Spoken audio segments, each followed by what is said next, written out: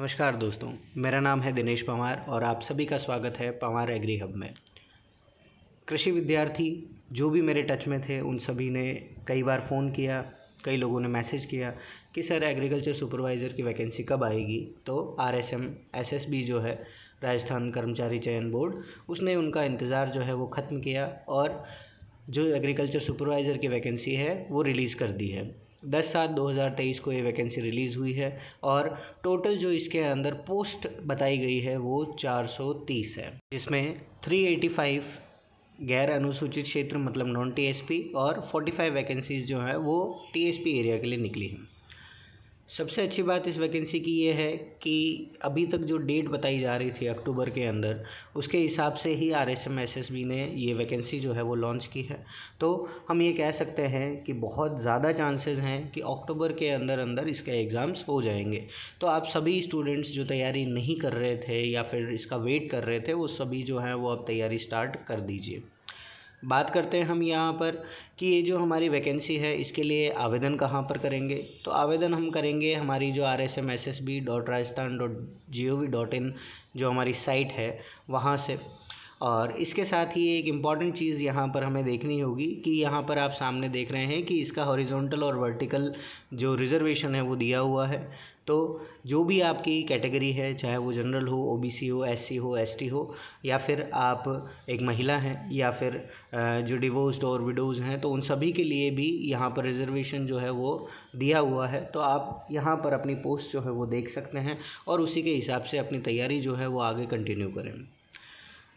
एक इम्पॉर्टेंट चीज़ और यहाँ पर हमको देखने को मिलती है कि इसका जो फ़ीस रहेगा वो फ़ीस इन्होंने रखी है 400 रुपीज़, 400 रुपये रखे गए हैं। और SC ST हैं तो फिर उसके अंदर जो है वो 200 रुपये कम हो जाएंगे, हाफ़ फ़ीस जो है वो यहाँ पर लगेगी।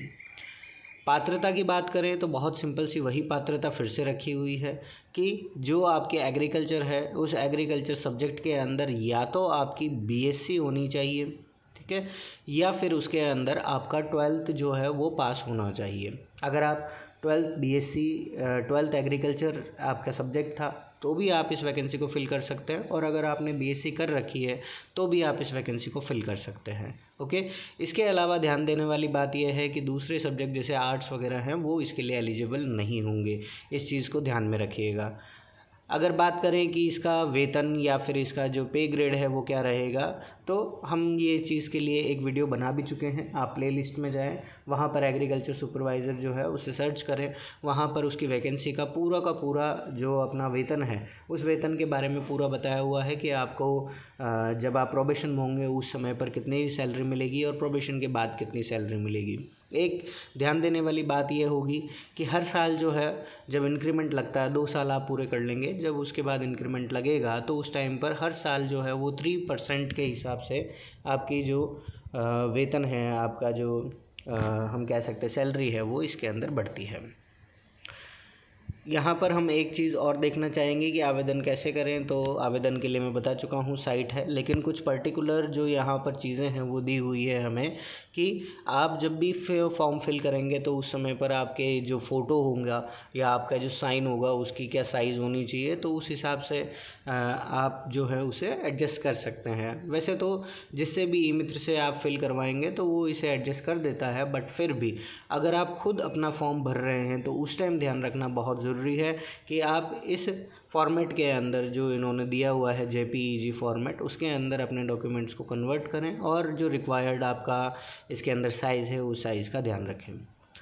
नेक्स्ट हम बात करते हैं यहाँ पर कि हमारी ये जो वैकेंसी है उसके अंदर क्या क्या सब्जेक्ट्स जो हैं वो यहाँ पर हमें देखने को मिलेंगे।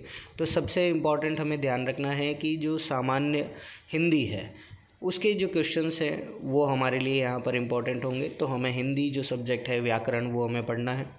दूसरा, राजस्थान का जो इतिहास है या सामान्य ज्ञान है और संस्कृति है, इससे रिलेटेड क्वेश्चंस होंगे।